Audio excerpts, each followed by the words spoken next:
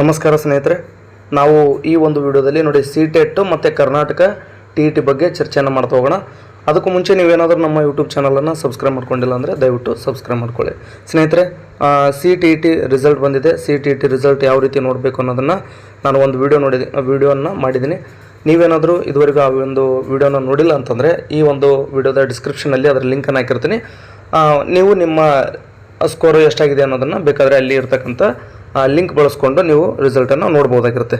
ಸ್ನೇಹಿತರೆ, ತಡ ಮಾಡೋದೇನು ಬೇಡ, ನಾವು ನೇರವಾಗಿ ವಿಷಯಕ್ಕೆ ಹೋಗೋಣ. ಅದಕ್ಕೂ ಮುಂಚೆ ನೀವೇನಾದರೂ ನಮ್ಮ ಯೂಟ್ಯೂಬ್ ಚಾನಲನ್ನು ಸಬ್ಸ್ಕ್ರೈಬ್ ಮಾಡ್ಕೊಂಡಿಲ್ಲ ಅಂದರೆ ದಯವಿಟ್ಟು ಸಬ್ಸ್ಕ್ರೈಬ್ ಮಾಡ್ಕೊಳ್ಳಿ. ಸ್ನೇಹಿತರೆ, ಸಿ.ಟಿ.ಇ.ಟಿ ಪಾಸ್ ಆಗಲಿಲ್ಲ ಮತ್ತು ಕರ್ನಾಟಕ ಟಿ.ಇ.ಟಿ ಪಾಸ್ ಆಗಲಿಲ್ಲ ಅಂತೇಳಿ ಯಾವುದೇ ಕಾರಣಕ್ಕೂ ಬೇಜಾರು ಮಾಡ್ಕೊಳ್ಳೋಂಥ ಅವಶ್ಯಕತೆ ಇಲ್ಲ.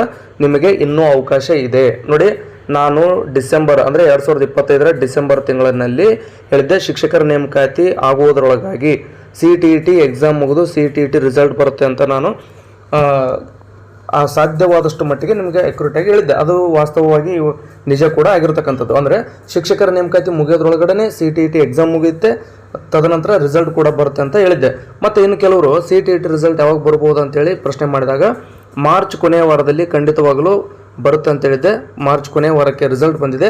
ನಾನು ನಿಮಗೆ ಇನ್ನೊಂದು ಭರವಸೆಯನ್ನು ಕೊಡ್ತೀನಿ, ಇದೇ ಏಪ್ರಿಲ್ನಲ್ಲಿ ಸಿ.ಟೆಟ್ ನೋಟಿಫಿಕೇಷನ್ ಆಗುತ್ತೆ.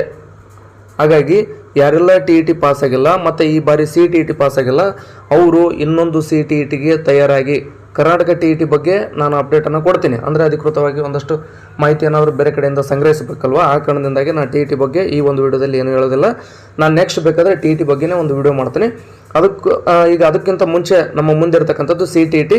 ನಾನು ಅಂದ್ಕೊಂಡಂತೆ ಬಹುತೇಕ ಸಹಜ ಅಂದರೆ ಅಕ್ಯುರೇಟ್ ಅಲ್ಲ ಅಂದ್ರೂ ಹೆಚ್ಚು ಕಡಿಮೆ ಆಗಿದ್ದಾವೆ. ಈಗ ನಾನು ನಿಮಗೆ ಭರವಸೆ ಕೊಡ್ತಿದ್ದೀನಿ, ಸಿ.ಟಿ.ಇ.ಟಿ ಟಿ.ಇ.ಟಿ ಎರಡೂ ಕೂಡ ಪಾಸ್ ಆಗಿಲ್ಲ ಅಂತಂದ್ರೂ ಕೂಡ ಪರವಾಗಿಲ್ಲ. ಈಗಾಗಲೇ ಸಿ.ಟಿ.ಇ.ಟಿಯನ್ನು ನೀವು ಬರೆದಿದ್ದೀರಿ. ಯಾರೆಲ್ಲ ಸಿ.ಟಿ.ಇ.ಟಿ ಬರೆದೂ ಕೂಡ ಮಿಸ್ ಮಾಡ್ಕೊಂಡಿದ್ದೀರಿ, ಅಂದರೆ 1-2 ಅಂಕಗಳಿಂದ ಅಥವಾ 4-5 ಅಂಕಗಳಿಂದ ಸಿ.ಟಿ.ಇ.ಟಿ ಕ್ಲಿಯರ್ ಆಗಿರಲಿಕ್ಕಿಲ್ಲ, ಅಂಥವರು ಮತ್ತೊಮ್ಮೆ ಸಿ.ಟಿ.ಇ.ಟಿ ಬರಿಬೇಕನ್ನೋಂಥ ಆಸೆ ಇರುತ್ತೆ. ಯಾಕಂದರೆ ಶಿಕ್ಷಕರ ನೇಮಕಾತಿ ಆಗೋದ್ರೊಳಗಡೆ ಮತ್ತೊಂದು ಸಿ.ಟಿ.ಇ.ಟಿ ಏನಾದರೂ ಆಯಿತು ಅಥವಾ ಟಿ.ಇ.ಟಿ ಏನಾದರೂ ಆಯಿತು ಅಂತಂದರೆ ನಾವು ಶಿಕ್ಷಕರ ನೇಮಕಾತಿಯಲ್ಲಿ ಭಾಗಿಯಾಗಬಹುದು ಅನ್ನೋಂಥದ್ದು ಕೆಲವರ ಅಭಿಪ್ರಾಯ ಆಗಿರುತ್ತೆ. ಆ ಕಾರಣದಿಂದಾಗಿ ನಿಮ್ಗೆ ಹೇಳ್ತೀನಿ, ಖಂಡಿತವಾಗಲೂ ಏಪ್ರಿಲ್ ತಿಂಗಳಿನಲ್ಲಿಯೇ ಇನ್ನೊಂದು ಸಿ.ಟಿ.ಇ.ಟಿ ನೋಟಿಫಿಕೇಷನ್ ಆಗುತ್ತೆ. ಆ ಕಾರಣದಿಂದಾಗಿ ಯಾರೆಲ್ಲ ಶಿಕ್ಷಕರ ನೇಮಕಾತಿಯ ಆಕಾಂಕ್ಷಿಗಳಿದ್ದೀರಿ ಅವ್ರು ಯಾರೂ ಹತಾಶರಾಗುವಂಥ ಅವಶ್ಯಕತೆಯೇ ಇಲ್ಲ. ನೋಡಿ, ಅದೇ ನಾನು ಟಿ.ಇ.ಟಿ ಬಗ್ಗೆ ಹೇಳಲ್ಲ, ಯಾಕಂದರೆ ಟಿ.ಇ.ಟಿ ಬಗ್ಗೆ ಇನ್ನೂ ಇನ್ಫಾರ್ಮೇಷನ್ ಸಿಕ್ಕಿಲ್ಲ. ಆ ಕಾರಣದಿಂದಾಗಿ ನಾನು ಹೇಳಲ್ಲ. ನೀವು ಬೇಕಾದರೆ ಸಿ.ಟಿ.ಇ.ಟಿ ಬಗ್ಗೆ ಗೂಗಲ್ನಲ್ಲಿ ಒಂದಷ್ಟು ಸರ್ಚ್ ಮಾಡಿ ನೋಡಿ, ಸಿ.ಟಿ.ಇ.ಟಿ ಬಗ್ಗೆ ಮಾಹಿತಿಯನ್ನು ಕಲೆ ಹಾಕಿ, ಅಲ್ಲಿ ನಿಮಗೆ ಗೊತ್ತಾಗ್ತಕ್ಕಂಥದ್ದು ಏನು ಅಂತಂದರೆ ಖಂಡಿತವಾಗಲೂ ಇದೇ ಏಪ್ರಿಲ್ನಲ್ಲಿ 2026 ಸಿ.ಟಿ.ಇ.ಟಿ ನೋಟಿಫಿಕೇಷನ್ ಅಂದರೆ 2026 ಮೊದಲ ನೋಟಿಫಿಕೇಷನ್ ಇದೇ ಏಪ್ರಿಲ್ ತಿಂಗಳಲ್ಲಿ ಆಗುತ್ತೆ. ಮತ್ತು ಜೂನ್ ಅಥವಾ ಜುಲೈನಲ್ಲಿ ಎಕ್ಸಾಮ್ ನಡೆಯುವಂಥದ್ದು ಬಹುತೇಕ ಖಚಿತ. ಆ ಕಾರಣದಿಂದಾಗಿ ಯಾರೆಲ್ಲ ಟಿ.ಇ.ಟಿ ಅಥವಾ ಸಿ.ಟಿ.ಇ.ಟಿಯನ್ನು ಮಿಸ್ ಮಾಡ್ಕೊಂಡಿದ್ರಿ, ಇದೊಂದು ಅವಕಾಶ, ಕೊನೆಯ ಅವಕಾಶ ಅಂತಾರಲ್ಲ ಆ ರೀತಿಯಾಗಿ ಇರತಕ್ಕಂಥ ಒಂದು ಕೊನೆಯ ಅವಕಾಶವನ್ನು ಯಾರು ಯಾವುದೇ ಕಾರಣಕ್ಕೂ ಮಿಸ್ ಮಾಡ್ಕೋಬಾರ್ದು. ಯಾಕಂದರೆ ಇರತಕ್ಕಂಥ ಒಂದು ಅವಕಾಶನ ಮಿಸ್ ಮಾಡ್ಕೊಂಡ್ರೆ ಅಂದರೆ 3-4 ವರ್ಷಗಳ ಕಾಲ ವೇಟ್ ಮಾಡಬೇಕಾಗುತ್ತೆ. ಯಾಕೆ ನಾನು ಈ ಮಾತು ಹೇಳ್ತಾ ಇದ್ದೀನಿ ಅಂತಂದರೆ, ನೋಡಿ, 2022ರಲ್ಲಿ 15,000 ಪದವೀಧರ ಪ್ರಾಥಮಿಕ ಶಾಲಾ ಶಿಕ್ಷಕರ ನೇಮಕಾತಿ ನಡೀತು. ಆ ಸಂದರ್ಭದಲ್ಲಿ ಯಾರೆಲ್ಲ ಟಿ.ಇ.ಟಿ ಮತ್ತು ಸಿ.ಟಿ.ಇ.ಟಿಯನ್ನು ಕ್ಲಿಯರ್ ಮಾಡ್ಕೊಂಡಿರಲಿಲ್ವೋ ಅವರೆಲ್ಲರೂ ಈ ಒಂದು 15,000 ಶಿಕ್ಷಕರ ನೇಮಕಾತಿಯಿಂದ ಹೊರಗುಳಿದ್ರು. ಅಂದರೆ ಟಿ.ಇ.ಟಿ ಸಿ.ಟಿ.ಇ.ಟಿ ಪಾಸ್ ಆಗದೇ ಇರೋವಂಥವ್ರು. ಅವ್ರು ಏನಾಗಿಬಿಡ್ತು ಅಂತಂದರೆ, ನೆಕ್ಸ್ಟ್ ನೋಟಿಫಿಕೇಷನ್ ಆಗುತ್ತೆ ಅಂದರೆ ಮತ್ತೊಂದು ನೇಮಕಾತಿ ಆಗ್ತವೆ, ಹೈಸ್ಕೂಲ್ ಆಗುತ್ತೆ, PhD ಆಗುತ್ತೆ ಅಂತೇಳಿ ಹಾಗೆ ಕಾಲವನ್ನು ದುಡ್ತಾ ಬಂದರು. 23ರಲ್ಲಿ ನೋಡಿದರು, 24ರಲ್ಲಿ ನೋಡಿದ್ರು, 25ರಲ್ಲಿ ನೋಡಿದರು. ಅಂದರೆ 2026 ಮಾರ್ಚ್ ಕೂಡ ಹೋಯಿತು. ಇವತ್ತು ಆಲ್ರೆಡಿ 31, ಅಂದರೆ ಬಹುತೇಕ 3 ವರ್ಷ 3-4 ತಿಂಗಳೇ ಆಯಿತು. ಅಂದರೆ 15,000 ಶಿಕ್ಷಕರ ನೇಮಕಾತಿ ನಡೆದು ಇದುವರೆಗೂ ಯಾವುದೇ ಶಿಕ್ಷಕರ ನೇಮಕಾತಿಗೆ ಹೊಸ ಅಧಿಸೂಚನೆ ಆಗಿಲ್ಲ. ಆ ಕಾರಣದಿಂದ ನಾನು ನಿಮ್ಗೆ ಹೇಳ್ತಾ ಇದ್ದೀನಿ, ಟಿ.ಇ.ಟಿಯನ್ನು ಕೇವಲ ಟಿ.ಇ.ಟಿಯನ್ನು ಮಾತ್ರ ನಂಬ್ಕೊಂಡು ಕೊಡೋಕೆ ಹೋಗಬೇಡಿ. ಅದರ ಅರ್ಥ ಏನಂತಂದರೆ ಸಿ.ಟಿ.ಇ.ಟಿಯನ್ನು ಕೂಡ ನೀವು ಬರೀರಿ. ನಿಮ್ಮ ಸ್ಕೋರು ನೀವು ಪಾಸ್ ಆಗ್ತಿರೋ ಫೇಲ್ ಆಗ್ತಿರೋ ಅದು ಸೆಕೆಂಡ್ರಿ, ಬಟ್ ಅಪ್ಲಿಕೇಶನ್ ಹಾಕುವಂಥದ್ದನ್ನು ಮಾಡಿ.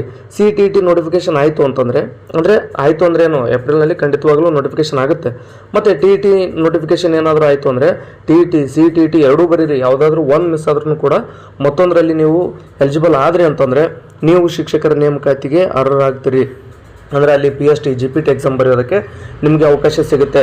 ಮತ್ತು ಸಿ.ಟಿ.ಇ.ಟಿ ಟಿ.ಇ.ಟಿ ಸಿಲೆಬಸ್ ಬೇರೆ ಇಲ್ವಲ್ಲ, ಅದೇ ಸಮಾಜ ವಿಜ್ಞಾನ, ಅದೇ ಇಂಗ್ಲೀಷು, ಕನ್ನಡ ಮತ್ತು ಸೈಕಾಲಜಿ, ಮತ್ತು ಇಲ್ಲಿ ಏನು ವ್ಯತ್ಯಾಸ ಅಂತಂದರೆ CTET ಎಕ್ಸಾಮ್ ಅಂತಕ್ಕಂಥದ್ದು ಕನ್ನಡದ 30 ಪ್ರಶ್ನೆಗಳನ್ನು ಹೊರತುಪಡಿಸಿದರೆ ಉಳಿದಂಥ 120 ಪ್ರಶ್ನೆಗಳು ಇಂಗ್ಲೀಷ್ನಲ್ಲಿ ಇರ್ತಾವೆ ಅಷ್ಟೇ, ಇಂಗ್ಲೀಷ್ ಅಥವಾ ಹಿಂದಿನಲ್ಲಿರುತ್ತೆ. ಕೆಲವ್ರಿಗೆ ಇದೇ ಹೊರೆ ಆಗಿರ್ತಕ್ಕಂಥದ್ದು. ನೋಡಿ, ಕನ್ನಡ ಅಂತೂ 30 ಇರುತ್ತೆ CTET-ನಲ್ಲಿ, ಉಳಿದಂಥ 120 ಏನಾಗುತ್ತೆ ಅಂದರೆ ಇಂಗ್ಲೀಷ್ ಅಥವಾ ಹಿಂದಿಯಲ್ಲಿರುತ್ತೆ. ನೋಡಿ, 25ಕ್ಕೆ ನೀವು 30ಕ್ಕೆ ಒಂದು 25 ಮಾರ್ಕ್ಸ್ ಏನಾದರೂ ತೊಗೊಂಡ್ರಿ ಅಂತಂತಂದರೆ, ನೋಡಿ ಒಂದು 25 ಏನಾದರೂ ತೊಗೊಂಡ್ರಿ ಅಂತಂದರೆ ನೀವು 90 ಮಾಡಬೇಕಾಗುತ್ತೆ. ಅಂದರೆ ಕೆಲವ್ರು ಹೇಳ್ಬೋದು ಅಲ್ರಿ CTET ಇರೋಂಥದ್ದು ಎಲಿಜಿಬಲ್ 83 ಅಂತೇಳಿ. ನೀವು 83 ತೊಗೊಂಡು ಎಲಿಜಿಬಲ್ ಆದರೆ ಅಂದರೆ SC ST ಕ್ಯಾಟಗರಿ 1 ಅಭ್ಯರ್ಥಿಗಳನ್ನು ಹೊರತುಪಡಿಸಿ ಉಳಿದವ್ರು ಏನಾದರೂ ನೀವು CTET ಅಂದರೆ OBC ಅಭ್ಯರ್ಥಿಗಳು 83 ತೊಗೊಂಡು ನೀವೇನಾದರೂ CTET ಪಾಸ್ ಆದರೆ ಅಂತಂದರೆ ಅದು ಕರ್ನಾಟಕದಲ್ಲಿ ವ್ಯಾಲಿಡ್ ಇಲ್ಲ. ಆ ಕಾರಣದಿಂದಾಗಿ ನೀವು 90 ಟಾರ್ಗೆಟ್ ಇಡಿ 83 84 ತೊಗೊಂಡ್ರು ಕೂಡ OBC ಅಭ್ಯರ್ಥಿಗಳು ಪಾಸ್ ಆಗ್ತೀರಿ ಸೆಂಟ್ರಲ್ ಲೆಕ್ಕಕ್ಕೆ. ಆದರೆ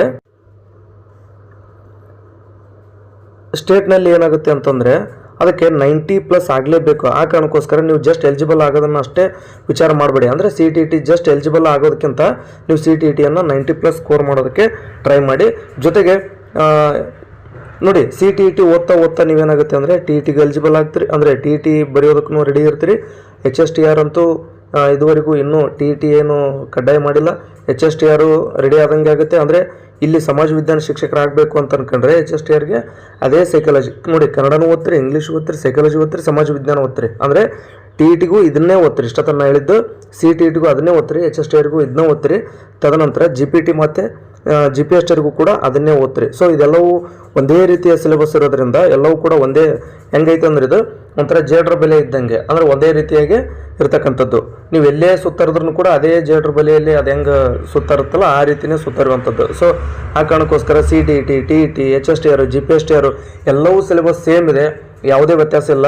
ಆದರೆ ಇಲ್ಲಿ ಏನಪ್ಪ ಅಂದರೆ CETಯಲ್ಲಿ ಏನಾಗುತ್ತೆ, ಒಂದಷ್ಟು GK ಕ್ವಶನ್ಸ್ಗಳು ಬರ್ತವೆ, ಕಂಪ್ಯೂಟ್ರು ಒಂದಷ್ಟು ಬರುತ್ತೆ.